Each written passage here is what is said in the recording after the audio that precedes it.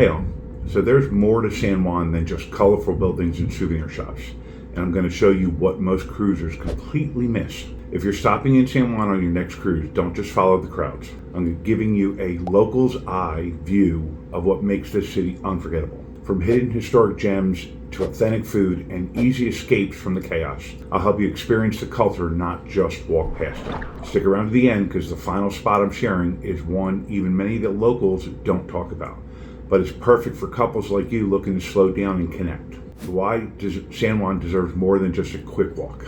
San Juan is often treated as a half-day port stop, but it deserves more. The old city is a layered living place with centuries of history, rich traditions, and a culture that runs deeper than the souvenir stands. If all you do is take a quick picture of El Morro and grab a pina colada, you're missing the soul of the city. San Juan's history stretches back over 500 years.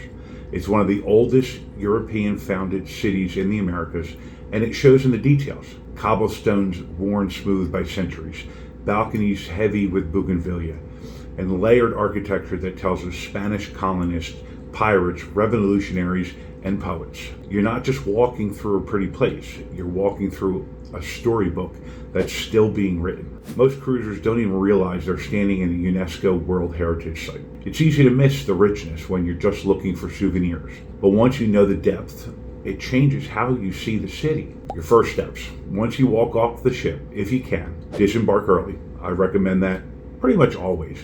You want to do your best to beat at least some of the other 5,000 people off the ship. San Juan's mornings are very peaceful and full of promise. Before the heat and the crowds pick up, the city's yours to enjoy. Getting out ahead of the wave means you'll have better photo ops, less wait time at cafes, and a chance to really move at your own pace. When you first step off, skip the bars that are right next to the port. They're fine, but they're made for volume, not quality. Instead, head towards Calle Fortaleza or Capilia de Christo, only a few blocks away but filled with small shops, local energy, and better food. How about food? Cafe Cultura, one of the best spots to begin your morning, is known for its cafe con leche and coconut pancakes, which are sweet, rich, and unforgettable. The setting is elegant but not fussy, and it's the kind of place where you can linger without feeling rushed. On the flip side, Choco Bar Cortez is playful and creative. Try the chocolate grilled cheese or the hot chocolate with rum. Yes, really. And if you're someone who likes to wander, just having one or two anchor spots in mind will give you your walk purpose while still leaving space for serendipity. The cultural and historic sites that most tourists overlook. Most visitors hit the fort and call it a day, but San Juan's cultural highlights are tucked away. The Museo de las Americas is inside the Balaja Barracks and features thought-provoking exhibits on Afro-Caribbean identity, colonialism, and the island's indigenous roots. It's quiet, cool, and surprisingly moving. The Museo de las Americas has a rotating exhibit space as well. So even if you've been before, you may find something new. It's a great spot to escape the midday heat and actually learn something you'll remember. Plus, the views from the upper floors over El Morro and the bay are photo-worthy without the crowds. Casablanca, originally built for the family of Juan Ponce de Leon, offers something different. Shaded gardens, hidden staircases, and rooms full of antique charm. It's not just a museum, it's a peaceful retreat that still holds the echo of old Spanish rule. Few tourists make it all the way to the back garden, and you'll often have it to yourself. Don't miss the Iglesia de San Jose. It's one of the oldest churches in the Americas, and the energy inside is completely different from the larger cathedral nearby. It's often empty, and there's something deeply calming about just sitting inside for a few minutes. The Reyes fountain is worth pausing at, not just for a photo, but to take in its symbolism. It honors the blended roots of Puerto Rican culture, African Spanish, and Taino. If you're traveling to understand rather than just see, it's a powerful place to reflect. The food finds that aren't in your ship's guide. Forget the big brand restaurants near the port. You came to San Juan, you should taste it.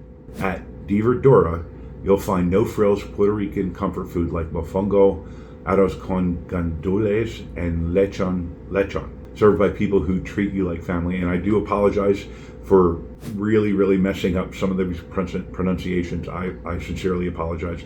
It's not meant as a slight.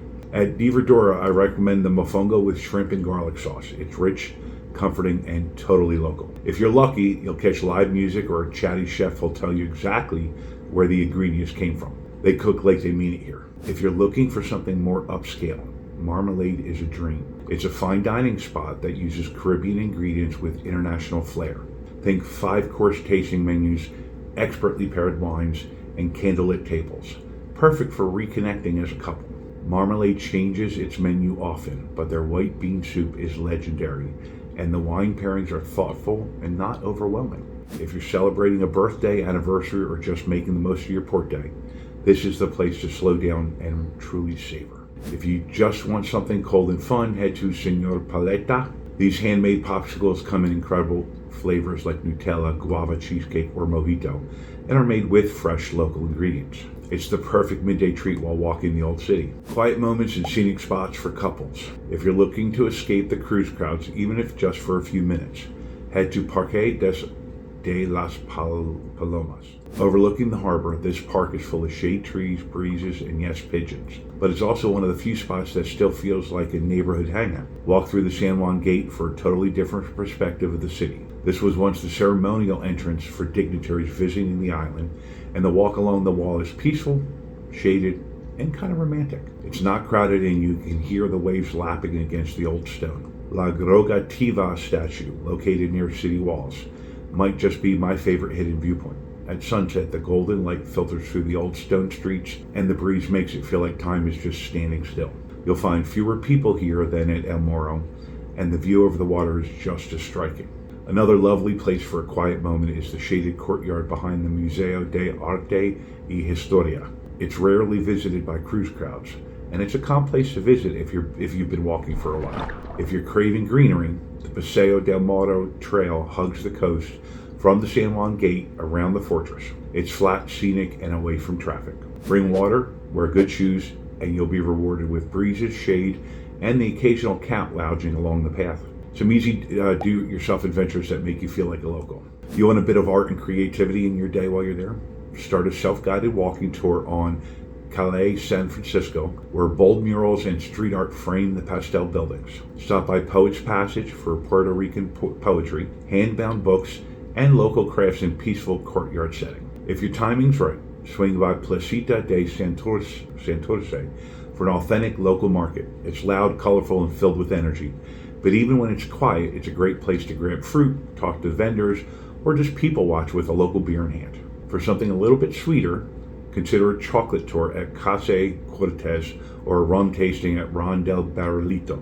These experiences are fun, educational, and easy to do in just an hour. Plus, they support the local businesses and give you a real taste of Puerto Rico, literally. If you're someone who likes structure, you can create a do-it-yourself walking tour using Google Maps or a printed map from the tourism office. Mark a few highlights, then let yourself get pleasantly lost between them. You'll find art galleries, small bookstores, and even hidden courtyards tucked between the cafes. Don't skip the sounds. The street musician playing salsa or jazz in the squares are part of the fabric of this place. Tip them a few dollars, pause for a while, really enjoy that moment. It's not a performance, it's part of everyday life in Puerto Rico. Now the final hidden gem. You'll see the Capilia de Christo chapel on many postcards, but what most people miss is what's behind it. A quiet, gated garden space sits just beyond that small stone structure, and it's often completely empty. It's not a tourist spot, it's a place for stillness. Sit for a few minutes in the shade. Let the sound of the fountain replace the buzz of the streets, and just breathe. For couples like you looking to enjoy a quieter, more meaningful travel experience, this is the moment that will stay with you. And a bonus tip, grab a fresh pastry or drink from a panaderia and bring it with you. This is one of those rare places where doing nothing is actually the best part of the day. Now that you've seen a different side of San Juan, I want you to shift gears a bit. In my next video, I'm sharing my honest thoughts about my recent cruise on the Carnival Celebration. From dining to entertainment to what really surprised me about this ship, you'll get a full behind-the-scenes look at what it's like on board. If you're curious whether this ship might be the right fit for your next sailing, you really don't want to miss it.